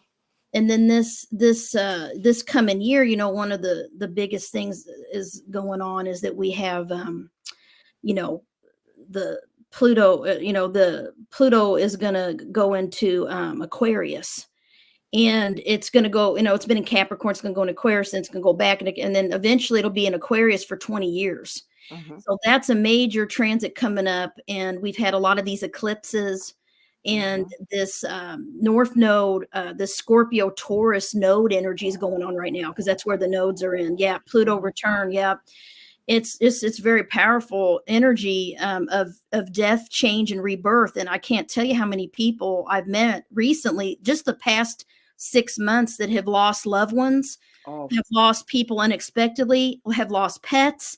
I mean, every time I get online, somebody's posting that they've lost their pet or their or a loved one. loved And one. Mhm. in September, my childhood friend who I grew up with, he was like my brother, went hiking in the Colorado mountains and he never came back. He was 46 Oh, years old. He had a I'm heart so attack. sorry. Yeah, no one knew. He had a wife and two little kids. And so then 2 days later, his mother passed away. So I had to go to a double funeral there, and then it's just so many people I know are losing loved ones, children. I had someone reach out to me today, lost their daughter this week, Mhm. and 21 years old. Mhm. And so there's just a lot of intense energy affecting everyone. Um, and I think it is energy, like Dave was saying, with the physical appearance of aging. I know what you're saying. It's like people, they're not aging or seem to age as like they used to. Yes, That's what you're that's trying where to I say. was going with that. Yes, Okay, that's what I'm yeah, trying to say. That it seems like, and I wasn't saying it, you just hit the nail on the head. okay, It's like, and I understand. And again, I'm yeah. not picking on J Lo or Madonna or whoever. Well, They've got the money. J-Lo said she hasn't done Botox before, according to the article I just read on Google. I don't know if it's true, but she said she hasn't done Botox. But I don't know if but see, that's the thing too, I do believe, is that Leo, this is just my opinion, what I've seen. Leo rising or Leo sun people typically look younger than they are. They age well. I know my mother is a Leo rising, and my whole life everybody thinks that she's my sister. My mother does not look her age. She's Mhm. aged very well. And then I knew another lady that was Leo rising, and I'm like, how old? She's like, I'm 65. I could be your mother. I'm like, no, Mhm. there's no way. Mhm. So she didn't look her age. And when I did her chart, I said, you got Leo in there. She had Leo rising and Leo moon or something like that. Right. So I think some of it is astrological, our Mhm. physical appearance. Well, But I that's what I think, was gonna say. Like they have the yes. money if they wanted to get Well, surgery, yeah. or I know J Lo uses, what is it, $1,000 an ounce creme de la mer or something. Like, don't get me Yeah. wrong, but I'm talking about everyday people. Like I have a friend I was watching do an interview. He's been on my show quite a few times, about a year or two ago, and I didn't realize how old he was. He just said in an interview today, a podcast he did, he's going to Yeah. be 74. He's lucky if he looks a day over 60, if he's Exactly. lucky. Like that's, and I'm noticing this more and Yes. more with people in general, that they are Yeah. looking much Yeah. younger. Well, Hmm. I think like Dave said, I think it has to do with the energy of the earth, the energy grids, all that as well. Things changing. There's a different energy affecting people that's Hmm. coming from the spiritual realms, right? But I think it's also some astrological things in someone's chart, like Hmm. Libra, Venus. There's different things that bless people with, and then there's certain things that can make people look a lot older than they are. Now that I've seen True. too. I have to. Because people are using a lot of filters Hmm. on social media, and then when you see them in person, you're like, wow, oh, you don't recognize them because people are using these I filters. don't hide my age. Yeah, yeah, And I say age is just a number. And when yeah, I say you're as old as you feel, it's not like I'm trying to be 20 years old. But on the other hand, I think what we perceive becomes what we believe, and it becomes our reality. That is one yeah, of my sayings I have channeled from spirit, and I believe it. So I believe, and people don't realize the words that they put out there. yeah. I'm so old. Or even when I said to you, I'm having a hard time with names this week. Usually I'm really good at it. I literally heard in my head while I was speaking, be careful of what you put out there and what you say, I because it know, does become I true. know. Hmm. It's. I feel like I always feel like I'm not my age. Like I don't feel like I'm as old as I am. I feel younger than I am I inside. think we all do. You know Yeah, what? I said this to my eldest son. He's going to yeah, be 28. And when he turned 25, I said to him, I bet you $100 you still feel like you're about 17, 18. He said, yeah. I said, try getting to my age when your yeah, mind still feels like you're in your early yeah, 20s, yeah, but we age. And I think that there's something to be said about aging gracefully. And, I really embrace things that I see, because you had mentioned also that you have affirmations, which I think are important. yeah, You should mention. But I was going to say that yeah, yeah, um, I think we have to embrace who we are, what we are, be cognizant of what we say. And for example, I never got scars here until I was 50 years old. yeah. And it's from polycystic ovarian syndrome. Okay. Oh, yeah, yeah, And I was talking to someone who reminded me, instead of letting it bother me, that every time I look in the mirror and I wash my face, remind myself to say, and it's not, maybe it's a vanity being a Leo. I don't know, but I yeah, don't like it. So she said, and I yeah, do now, is I say, the older I am, the younger I look. That's yeah, an affirmation. exactly. So teaching people that whatever we want to change or we want to happen, to manifest, because I believe all human beings are manifestors, we can make it happen. So what have you done with the affirmations in your book that will help people? Yeah, definitely. I'm gonna look up Leo. Let's see what I said for Leo here. Perfect. Because I wanted to, each sign, you And know, not to beat ourselves up while you're looking it up, to for when we say something like, the reason why I'm being very honest and sharing with you guys tonight, like as I said that about the names, and then yeah, I heard in my head, be careful what you say. So instead yeah, I could turned it around, and in my head I said, I remember everything. My memory is amazing. So yeah. I keep telling myself that, and it works. So It exactly does. right here. Because Mhm. it's the mind body connection. I remember, when what you think affects your physical body, just like we were talking about the different areas of the body. That's my healing work. I didn't want to get into it, but it's one of my Bibles I use by Ina Segal, called The Secret Language of Your Body. And Yeah. it gets into every body part, every diagnosis. And then I had this brilliant thought. Imagine if we could marry both those things with astrology and then Oh, yeah. everything else she's using. Yeah. It reminds me when I took a class. I was in the School of Metaphysics when I was 19, and we took a class, and I remember they had us close our eyes, and they put a book on had us hold a heavy book and Hmm. balance it. And so they're like, okay, think of something that makes you really happy, really, some memory, it kind of lifts. And then think of like the worst day of your life, and it'll drop. Hmm. So it's like that. And I'm like, wow, because the mind is so powerful. It affects your body. I mean, Hmm. so when you dwell on the negative things, it can manifest in the body and in the world, right? And so some of the affirmation I said for Leo were, I am creative. My creativity is one of my greatest strengths. Hmm. I am fun to be around and I enjoy helping others. I am a natural leader. I heal myself and others with my sense of humor and positive attitude. Hmm. Yep. Because you're the sun. Leo is the light that shines for other people. So that's you can uplift others with your natural charisma and happy, your energy.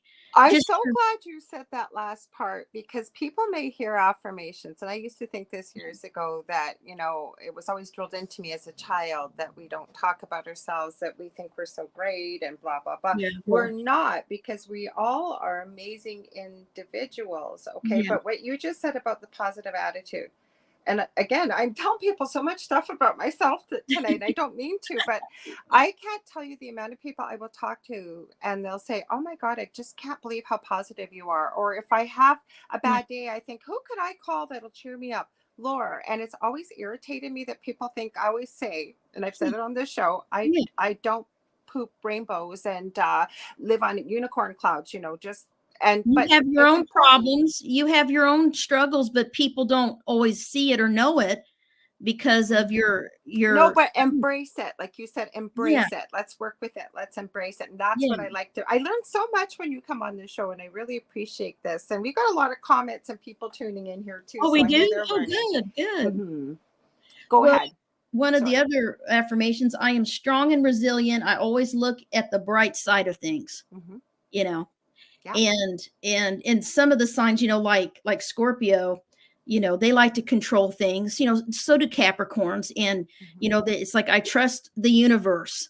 I release control, and so I kind of focused each affirmation on tips and strengths that each sun sign has within them. But we all get trapped in a negative Yes. pattern sometimes. And we know our positive and negative traits, of each Oh, yeah. sign. And so it's just to kind of remember, to help us remember to focus on our strengths and things I that'll help. just shared with you about people always telling me how positive I am, and it's Yeah, kind of I don't ever say anything, but in the back of my mind, and I have said it because I can be kind of a smart ass sometimes, and I'll say exactly what I just said, yeah, right? But the point is, it's something to be embraced and celebrate, right? yeah, Or and each sign has that. That's what I love yeah, about it. yeah. That you put in the book. Each sign, the thing I love about, the sun sign, like I said, is just one part of your personality, but it's a major part, and it's what you show the world. Hmm. And so each sign has natural strengths and weaknesses. Hmm. And so, and I always say, we always kind of know our weaknesses more than other people, so when people point out our weaknesses, we get defensive, because Yeah. a lot of times it's because we know how we are, and we don't want other people like calling us out, You right? don't need to tell me. I already Yeah, know. yeah, like I know that I analyze things, and I'm a little bit of a hypochondriac when it comes to, getting sick and stuff like that. Mhm. And and so I know I gotta, I know myself. And so I know what things I need to do, so I try not to worry and let things go. And an example I give of the power of the mind, and being a Virgo, because Virgos like to know what's going to happen. They like routine, they like structure, they worry. They're worriers, just like Yeah. cancers. They're the Yeah. worriers. Mhm. And so I kind of got a little bit of worry. So, before I'll do a briefing in front of people, or I have to speak or teach, even on Zoom, my stomach gets so upset, and nobody would know it. Oh. But I'm like, oh, I'm just tore. My stomach will be so tore, but I'm grinning, and I'm, I'm like, I'm fine. But inside, no one would know my stomach is so messed up, right? And so, Mhm. and then one time, when my daughter was born, I was so worried about her, something happening to her, because she's a baby, and Mhm. I had her in the bassinet for 3 months, and then she started outgrowing it. And I remember, uh, getting her crib ready. It was just right across the hall. And I remember laying in bed, and I couldn't sleep, because I was so worried that she was going to stop breathing, or Mhm. something's going to happen to her. And I did this for a couple weeks, and I would, I get up and check on her multiple times in the night, and she was fine. She's sleeping in the Mhm. crib. Everything's fine. I even had a crib, a SIDS monitor, that alarm would go off, right, if anything happened. I But you mean, have to give yourself grace for that. That's where I wanted to yeah, go with this is we have to give ourselves grace, right? Because yeah, as much as we want to tell ourselves that we are aware that maybe a certain yeah, sign is a worrier, such as a Virgo or Cancer, it's yeah, nice to be aware of that. But you try stopping your mind at 3 o'clock in the morning when it's going in circles. And yeah, every time you look at the clock, you think, oh crap, I got to get up in 3 hours. I got to get some yeah, sleep. And then it just keeps going and going. So I would call that a coping mechanism. If that was going to give you a bit of peace of mind and allow you to get the rest that you needed, yeah. so be it. Giving Well, yourself grace. Well, I learned finally one night I lay there and I learned I gotta let go. Like, I Mhm. don't have control of anything. If it's gonna happen, I can't stop it.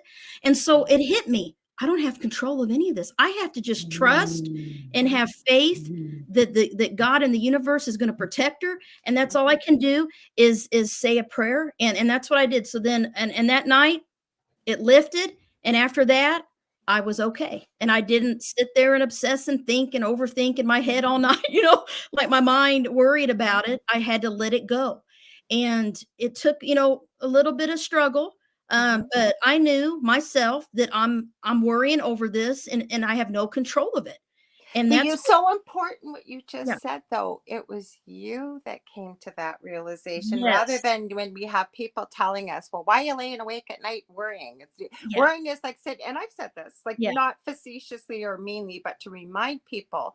But worrying is like sitting in a rocking chair hoping you're going to get to Toledo and you're like yeah, in California or something. What yeah, I'm saying is it's nice to say, but the only person that can make a change, and I think this is one of the most powerful things we can learn as a human being, First of all, give ourselves grace until we get there ourselves with that realization, Yes. but also that other people are going through things too that we may not be aware of, right? And we have to do what we have to do Yeah. until we're ready to get there. That's why one of the most important things my dad taught me, I think, as a little girl was walk a mile in somebody's shoes. And if you Yes. haven't, right? But like where you just said, when you got to that realization finally and you were ready to let it go, Yeah. that was you. That was not somebody else telling you what you That's have right. to do, That's right? right. Because And people can say it, but it yeah. doesn't matter. They don't, you know you best and when you're ready, right? And I mean the global you, not just me, Yeah. me, you. Hmm. It's kinda like, all of these spiritual things that we learn, the law of manifestation, positive thinking. We know all of this stuff because Of we've course we do. studied it, Hmm. but it's applying it. It's applied metaphysics. It's applying it in our everyday life. And I think that's where, sometimes we know all the stuff we need to be doing, but only we can do it. No one can do it for us. I mean, they can give us advice and stuff, but you gotta wanna do it. You gotta wanna change. You gotta wanna feel better. You gotta wanna heal. And that's the thing, a lot of people don't really know what's going on in someone's life. They And, don't. and it's like that iceberg picture. Yeah. Everything looks okay, and underneath, it's just, Just oh my this. gosh, there's a Hmm. lot of hidden things that and people can put a smile on their face. It's just like recently the Tea Witch, the guy on the Ellen DeGeneres show. He took his life, and Hmm. no one knew. He seemed so happy. And so Hmm. people have struggles that no one knows about. And that's why I kind of wrote this book about to help each sign know that they're resilient, and that we all can be resilient, and we all have our own way of being resilient. And that means, how do we overcome the worst possible things that can happen in life to us? Loss of a loved one, loss of a job, these really traumatic things that happen. How do we overcome it and become stronger from it and not let it break us? And that's what resiliency is. That you bend but you don't break. You survive and you become stronger and you carry forward even though you've gone through something really hard. So each sign has different strengths and personality strengths and traits that help them be resilient, maybe more resilient than some signs. Some signs are naturally resilient. They're going to get over Hmm. something quicker than someone else. Another sign, like maybe some of the water signs or Pisces, might take them a lot longer to heal and to really get Hmm. over something. Aries, they tend to get over things quickly. So they're kind Hmm. of the most one of the most resilient signs is to me is Aries and Scorpio, because they are very powerful. They both do it in a different way, but they're able to move forward. And Scorpios can cut ties, cut off their emotions, and just, I'm going to survive and push Oh, yeah. forward, and I'm not going to let this get me down. And then later on, they're going to need to heal it, okay, because it Hmm. may affect their physical body. But Aries is like, okay, I've been there, done that, I'm done. I'm moving forward, and what's the next goal I can do? And they distract themselves, and they're competitive, and they start working hard to do something else or do hobbies that they love to do.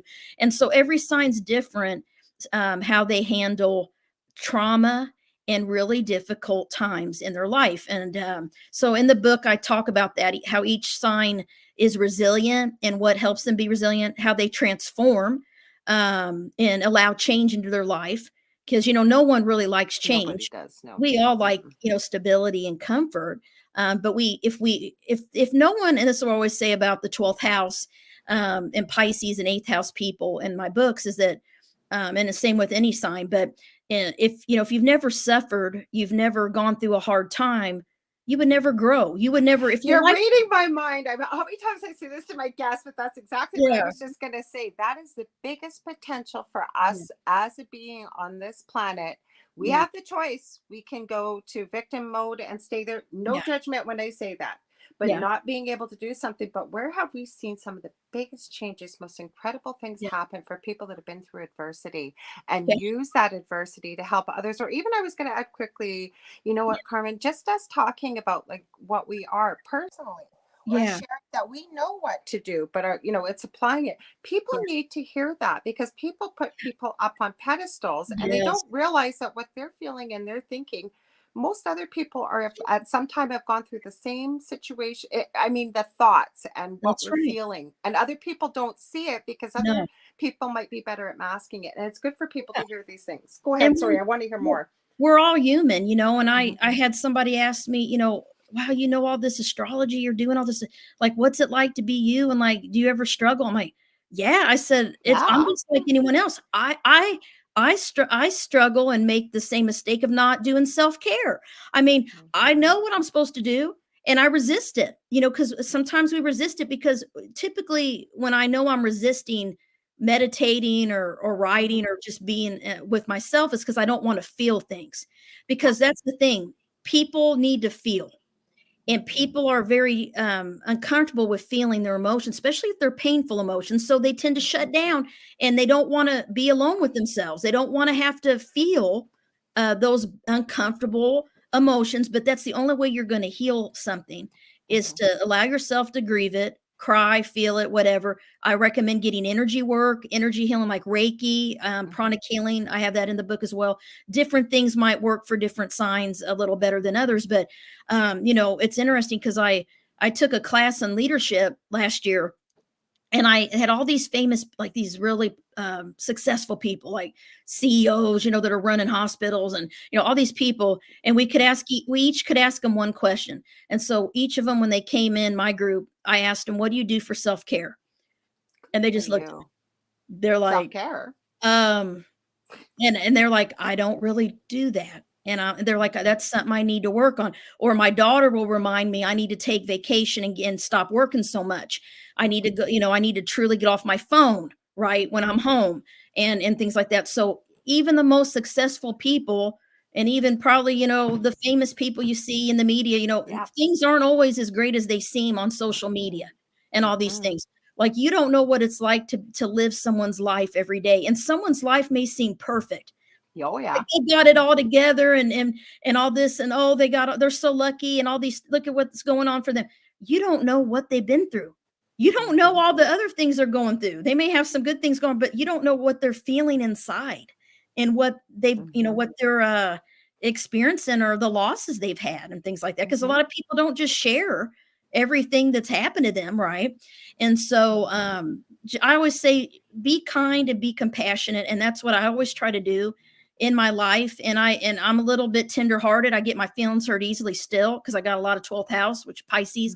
Hmm. And so I've learned to have a thicker skin, but that's also made me realize that I have to let my wall down a little bit because I'm always trying to protect myself Hmm. because I am very sensitive.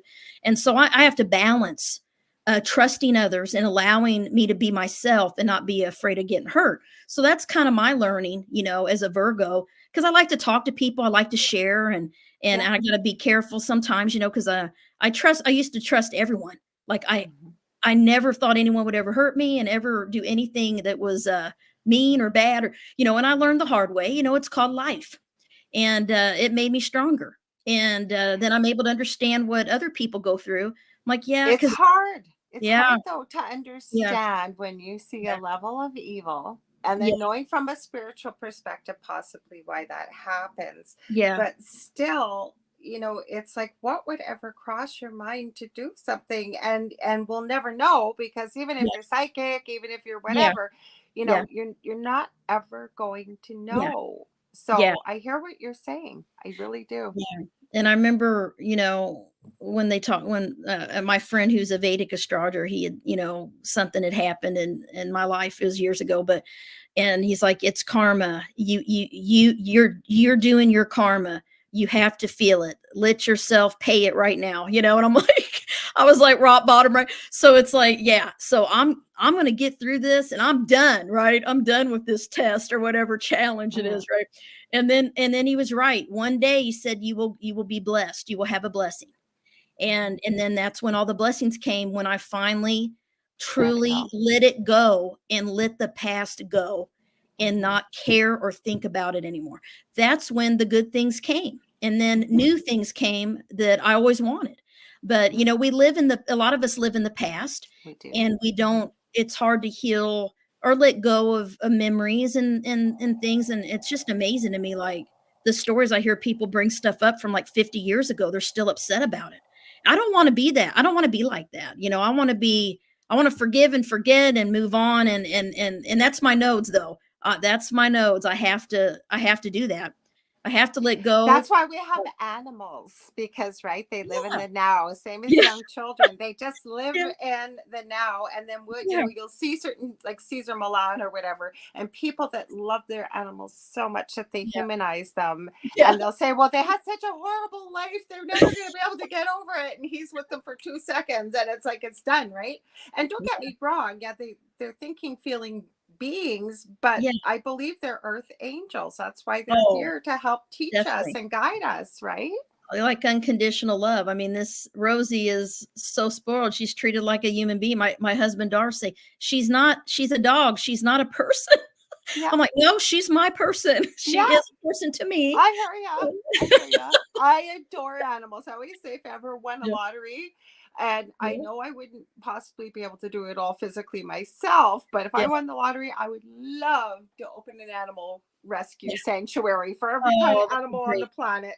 Yeah. I love, she's my daughter. I mean, she's like my second daughter. Yeah, yeah, and there's nothing wrong with that. We Yeah. are almost out of time. Will you come Wow. back again? Because you and I could Yeah. talk for hours. And obviously, I think people liked what you were talking about, because there was lots of comments. I love Those the are cool. comments everybody made.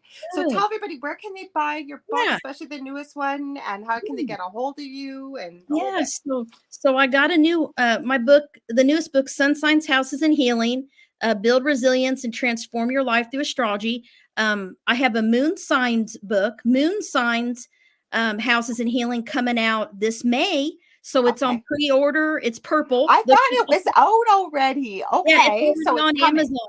Yep, so Okay. go out on Amazon and pre-order. I'm learning the publishing world, how important pre-orders are.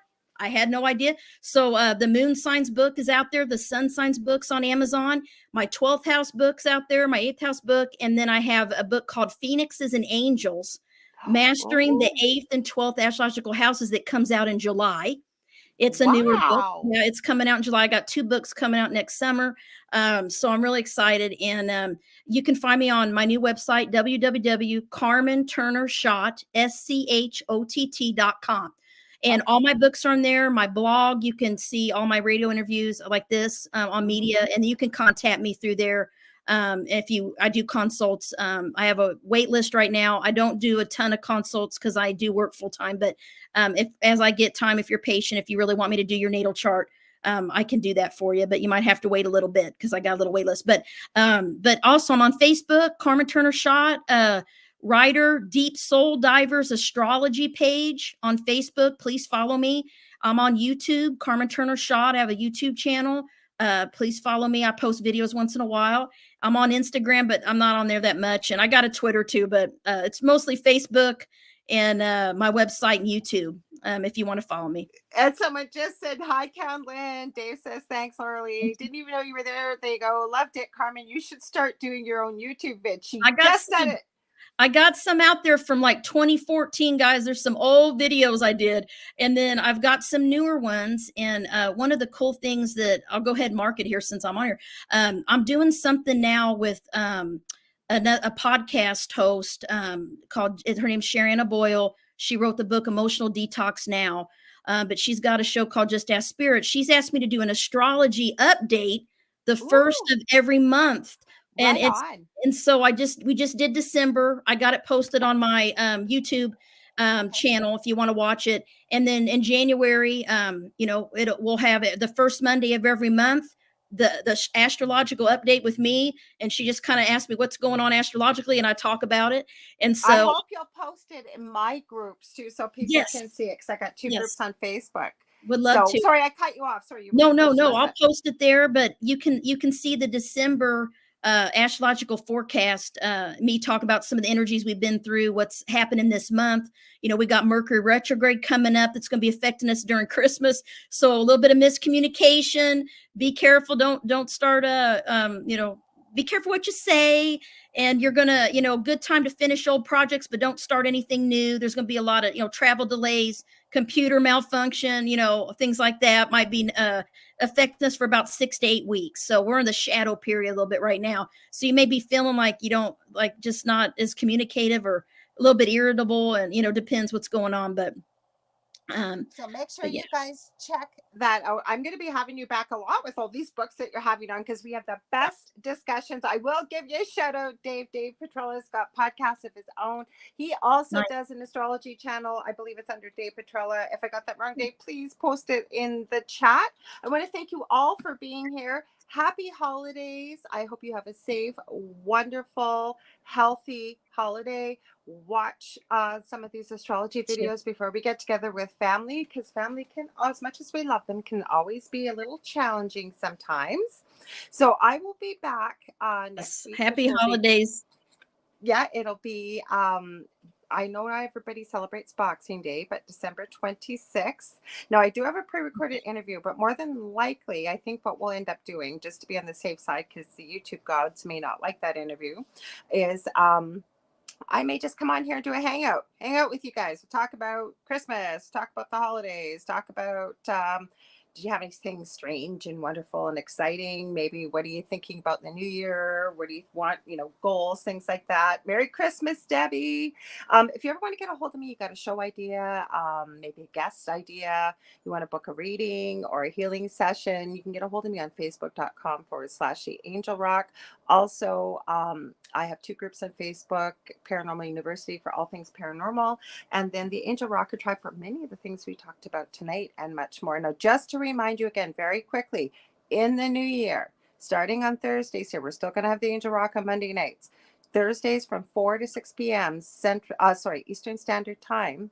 David Hansel, who's an amazing medium. He's on TikTok. He's been on my show quite a few times. He's funny. He's like so gifted as well. He's been a paranormal investigator as well, near-death experiencer.